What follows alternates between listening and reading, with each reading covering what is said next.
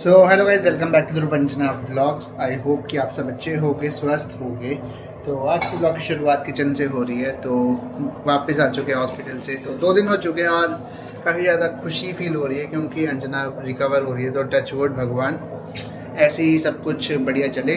बाकी स्टिचेस में पेन है वो तो यार रहेगी इनिशियली, क्योंकि ऑब्वियसली 5 जगह से कट लगे हुए हैं और साथ में उसमें स्टिचेस लगे, तो वो पेन तो डेफिनेटली होएगा ही होएगा यार।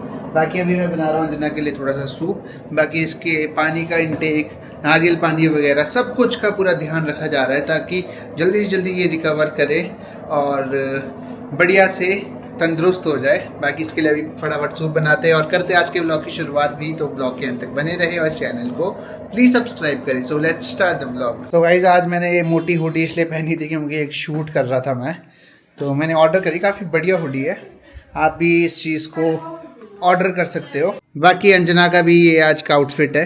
तो आज हमने ऑनलाइन ऑर्डर किया है मैचिंग क्योंकि एक शूट था हमारा। आप अपने हिसाब से प्लान बनाते हो, भगवान की प्लान कुछ और होते हैं। एक्चुअली हमारा प्लान था कि हमने वो जो 28 को ट्यूसडे है और हमने उस दिन दरीवा को मंदिर लेके जाना था। तो मैंने रेड कलर हाँ, अक्टूबर की बात कर रही है अंजना। अक्टूबर की बात कर रही हूँ और उसके बाद आई एम एडमिटेड। तो मैंने ये सूट मंगाया था, तो ये आया हुआ था। तो मैंने सोचा पहन ही लेती हूँ, मंगाया तो है। अभी बाहर तो कहीं जा नहीं सकते, मैं सोचा घर पे ही थोड़ा अच्छे कपड़े पहन के ना अच्छा फील होता है। ये तो है। अगर आपको कोई सूट अच्छा लगता है तो आप मंगा सकते हो। मतलब हाँ, हम अपने वाला आउटफिट्स डिस्क्रिप्शन में डाल देते हैं, आप हर बार चेक कर लिया करो, कुछ मिले तो आप मंगवा लिया करो। गुड, मतलब अच्छा है। मेरे को बाहर के लिए 10 आउट ऑफ 10 है भाई, बढ़िया लग रही है। अच्छा लग रहा है और कलर भी अच्छा है, रेड कलर का सूट। तो फिर एक हमको ऐड भी बनानी थी, तो हमने सोचा कि इसी में बना देते हैं। और अभी दोपहर के 3 बज रहे हैं और ध्रुवा आज सो नहीं वाली है। ध्रुवा को पता नहीं क्या हो गया है। ऊपर से मम्मी को कोल्ड भी है ना यार, तो दिक्कत ऐसी हो रही है कि मम्मी दूर दूर से इसको देख रही है। अभी मैं उतना इसको थोड़ा उठा नहीं पा रही हूँ, तो ध्रुव ने पकड़ा हुआ है इसको। और अभी ना इसकी नींद डिस्टर्ब हुई है ना। एक बार ही सो जाए दीबू, सो जा बेबू। ये मैं सूप पी रही हूँ जो कि ध्रुव ने मेरे बनाया है। और ध्रुवा को सुला रहा था, तो ध्रुव बोलता है सो जा सो जा सो जा सो जा। हम क्या सुलाते ही रहे सुबह से। मतलब हम ध्रुवा को सुबह से सुला रहे हैं। एक्चुअली इसके साथ पता है क्या सीन होता है कि एक बार इसकी नींद डिस्टर्ब होगी ना, तो ये बहुत मुश्किल है इसको सुलाना। मतलब मैंने ट्राई कर लिया, मम्मी को भी थोड़ा दूर ही रख रहे हैं हम क्योंकि मम्मा को काफ़ी कोल्ड है। सोचा था आज ठीक हो जाएगा थोड़ा, बट ये स्नीज कर रहे हैं, तो मैंने सोचा ध्रुवा को ना हो जाए, इसलिए मम्मा को थोड़ा हमने सेपरेट रखा है। बट बात तो करवाया भी मम्मी ने, अभी देखते हैं। वैसे तो मैं भी इसको ले लेती हूँ, पर अभी क्या है ना, मेरे स्टिचेस जो लगे हैं, ध्रुवा अपने हाथ पैर हिलाना मारना नहीं छोड़ती है। तो ये क्या करती है कि जहाँ जहाँ मेरे स्टिचेस लगे हैं वहीं वहीं पैर हाथ मार रही है। तो मैं थोड़ा अवॉइड ही करी थी। बट ध्रुव को कहीं बाहर जाना है, तो अगर उठती है तो फिर मुझे ही देखना पड़ेगा अभी फ़िलहाल के लिए ध्रुवा को। वैसे हेल्थ अपडेट बताओ तो पेन पहले से कम है, थोड़ा बहुत होता रहता है, बट खाते पीते वॉक करते रहो और रेस्ट करते रहो। दिन को तुम्हें को नींद आती नहीं है, रात को मैंने कल अच्छी नींद ली है, तो आज मैं बिल्कुल फ्रेश हूँ और स्किन भी ग्लो कर रही है। ग्लो क्यों कर रही है इसके लिए आपको हमारी रिसेंट ऐड, जो हम मतलब एक शॉर्ट वीडियो डालेंगे, वो देखनी पड़ेगी, आपको चल जाएगा। 6.5 hours later. हाँ जी, तो गाइस अभी हमने बस डिनर करके फ्री हुए। आज हमने मतलब सोचा है कि अब से हम जल्दी डिनर करेंगे। तो टाइम अभी 8:30 ही हुआ है। पहले हमारा इस टाइम पे शायद डिनर बनता ही था। आज हम डिनर करके फ्री हो चुके हैं और थोड़ी सी मैंने एक आइटम मंगवाई, ज़रा है यूज़फुल कि नहीं है ये होता है ना।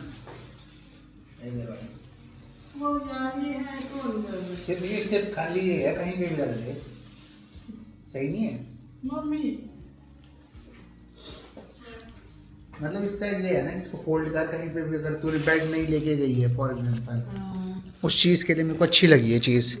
इसके अंदर बढ़िया सेफ भी है, अगर पसंद नहीं है तो वापस कर देते हैं।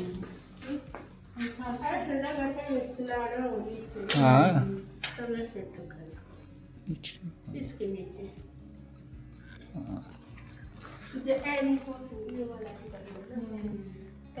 ये मतलब कहीं कैरी कर सकते हैं ना साथ में, इसको फोल्ड कर दे। तो क्या इस आज हम वॉक करने भी आए हैं। वहाँ देखो सामने कितना बढ़िया से सजाया गया है। हाँ कुछ ना कुछ चल रहा है भाई। ये गुरुपूरब के लिए सजाया गया है शायद। कितना बढ़िया लग रहा है। इसमें जूम नहीं इतना, बस अच्छा लग रहा है दूर से।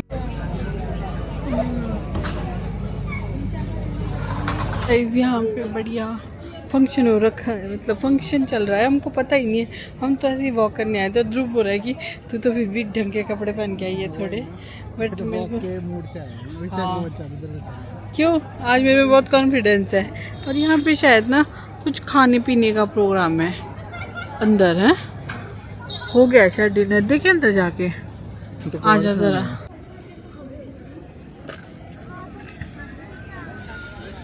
अरे बढ़िया एक इंतजाम, हम रेडी होके आ सकते थे।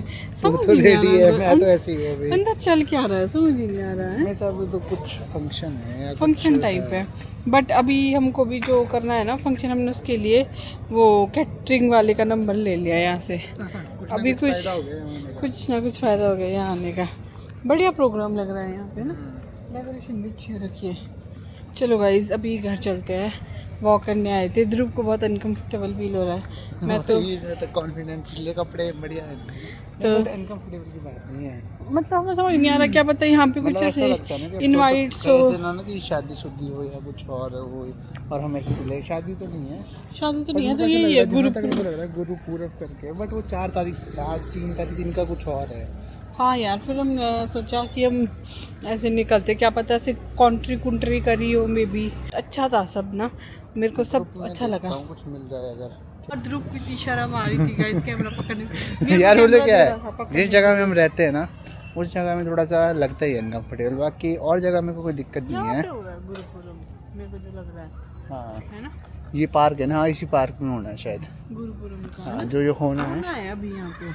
अब लेट्स सी। में तो अभी भी सारी सोसाइटी होगी, हाँ है ना। वो तो वो सब मिलजुल के करवा देना। वो वहाँ पे कुछ सेलिब्रेशन चल रहा है किसी का पर्सनल, है ना, बर्थडे सेलिब्रेशन, बर्थडे जो हमें आइडिया नहीं था, मेरे को समझ नहीं चलो आया। अच्छी बात किसी है, ने ना वो कीर्तन रखा था शायद बर्थडे सेलिब्रेशन का, फिर डिनर कंटिन्यू किया होगा आगे। ये सोसाइटी बहुत देख बड़ी सकते है। हैं।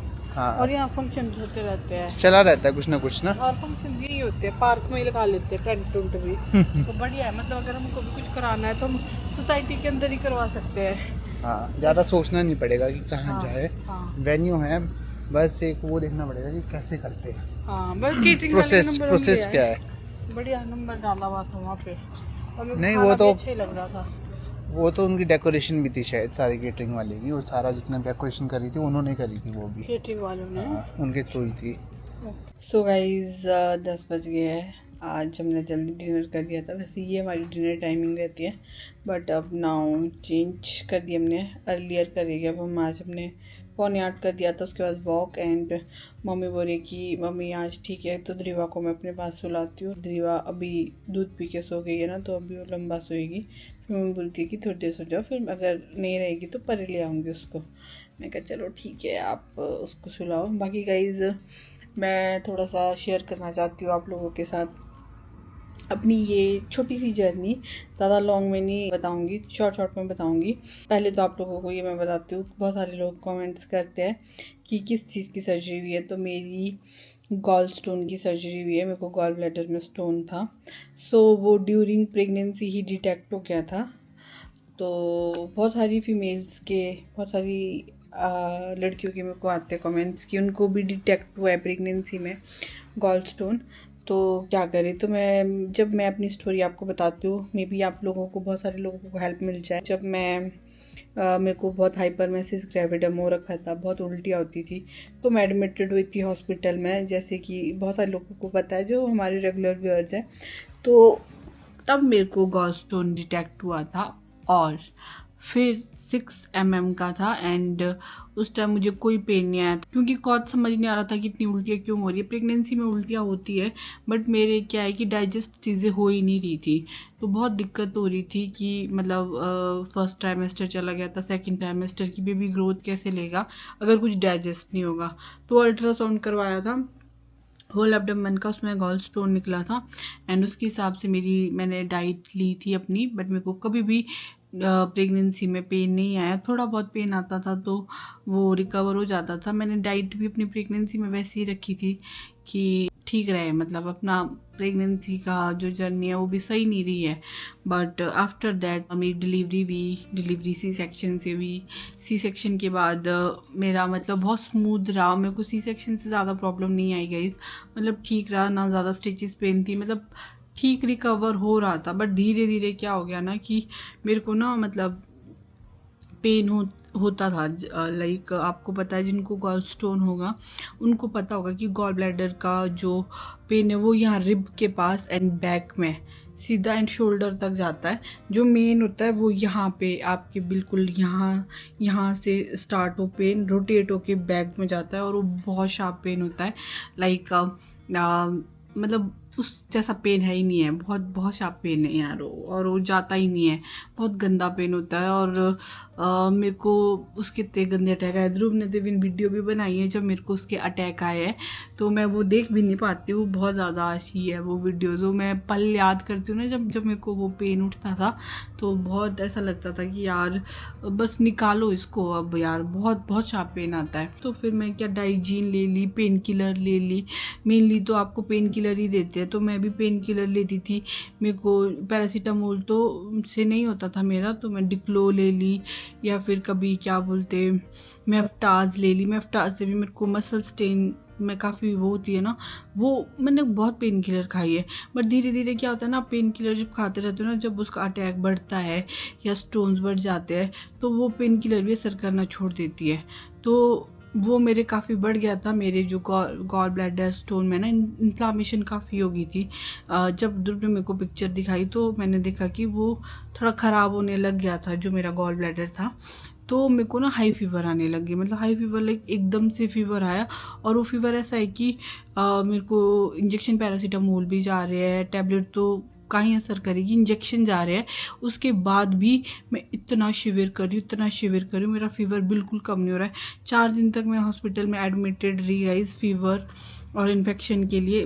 डॉक्टर ने वहाँ पे जो बोला कि इन्फेक्शन इतना बढ़ गया है बॉडी में जिसकी वजह से हाई फीवर आ रहा है और जिसकी वजह से जो हमारी बॉडी में CRP क्रिएटिव प्रोटीन लेवल होता है वो बहुत ज़्यादा बढ़ गया था। तो वो नहीं बढ़ना चाहिए था, मेरा 170 चला गया था। इवन उसकी नॉर्मल रेंज 0.6 होती है। वो बढ़ता ही तब है जब आपके ना बॉडी में इन्फ्लामेशन हो गई है। तो मुझको समझ नहीं आ रहा था इन्फ्लामेशन कहाँ हुई है। वो मेरे गॉल ब्लैडर की जो इन्फ्लामेशन है वो बढ़ रही थी, मतलब उसका पेन आ रहा था। बट जैसा कि मैं जिस हॉस्पिटल में थी तो वो तो डिलीवरी मेरी वहाँ हुई है, तो मैं अपनी गायनिक से कांटेक्ट के ज़रिए वहाँ एडमिट हो गई थी। बट वहाँ पे ऑन कॉल पे डॉक्टर आते थे, मे बी उनको डिटेक्ट करने में उनको समझ नहीं आ रहा था कि क्या हो रहा है। बट उन्होंने मेरे को हैवी एंटीबायोटिक पे रखा, उस पे पैरासीटामोल पे रखा। वो मेरा फीवर कंट्रोल करने की वो ट्राई कर रहे थे। बट जब मैं वहाँ से डिस्चार्ज हो के आई 4 दिन बाद, अगेन मुझे, वैसे तो हॉस्पिटल में मुझे एक अटैक आ गया था, बट जब मैं यहाँ आई तो फिर मुझे अगेन सेम लेवल का पेन होना शुरू हो गया। तो वो पेन जा ही नहीं रहा था। तो मैं ये बोलूँगी यार, किसी को भी गॉल ब्लैडर स्टोन है ना तो आप प्लीज़ एक तो पहले अच्छे डॉक्टर को पहले दिखाए। अगर ना स्टोन ज़्यादा बढ़ गया है, आपको खुद लगता है कि पेन किलर से अब नहीं जाने वाला, वैसे तो एक बार आपको गॉल ब्लैडर में स्टोन हो गया, इसमें इन्फ्लामेशन होगी, तो इसका परमानेंट इलाज रिमूवल ही है, ठीक है। आपको तभी चैन मिलेगा जब इसका रिमूवल होएगा, अदरवाइज नहीं मिलेगा। बट अगर फिर भी आपको लगता है जैसे आयुर्वेदिक दवाइयों से या फिर डाइट वगैरह से कम में आपका कम हो सकता है तो आप ट्राई कर सकते हो। मैंने भी आयुर्वेदिक का ट्राई किया था, बट उन्होंने मुझे साफ बोल दिया था कि आपके तो बहुत हायर केस है, तो आपको निकालना ही पड़ेगा। तो मैं यही बोलूँगी कि ज़्यादा वेट ना करें, क्योंकि काफ़ी है। मुझे डॉक्टर ने ये बोला था कि हम ना हमेशा वेट करते हैं कि नहीं दवाइयों से ठीक हो जाएगा, ये हो जाएगा। जो चीज़ दवाइयों से ठीक नहीं हो सकती है उसका फिर हमें सर्जरी करवानी चाहिए। जैसे मैंने किया, मेरे को मतलब जैसे सैटरडे मेरी प्लान करी थी सर्जरी, मैं फ्राइडे की शाम भी नहीं काट पाई। एक रात मैंने पूरी बाहर मतलब सोफे पे काटी है, रोते रोते पूरी रात काटी है मैंने। और सुबह मैंने 5 बजे ध्रुव को बोला कि ध्रुव हॉस्पिटल चलते हैं, मेरे से पेन बर्दाश्त नहीं हो रहा, मैं जितनी भी पेन किलर खा रही हूँ मेरे को नहीं रिलीफ मिल रहा है उससे, मतलब मैं दर्द से पागल हो जाऊँगी यार, मेरे को इतना दर्द हो रहा है। फिर हम MKR हॉस्पिटल गए जो नियर बाय में ही है, तो वहाँ पे भी मुझे डॉक्टर ने ये बोला सुबह के 6 बजे कि आपकी अगर कल प्लान है आप आज का दिन भी नहीं काट पाओगे, क्योंकि आपकी पेन की सिवियरिटी काफ़ी ज़्यादा चली गई है, आपको रिमूव भी करना पड़ेगा। देन मैंने हॉस्पिटल कॉल किया एंड मैंने अपनी सिचुएशन बताई, तो डॉक्टर ने बोला प्लीज़ अभी आओ, कोई नहीं हमारा कल OT होता है, हम इमरजेंसी में आज ही करेंगे, बट ये सर्जरी करनी ज़रूरी है क्योंकि आपको अटैक काफ़ी आ रहा है, तो दैट मीन्स ये काफ़ी परेशान कर रहा है आपको।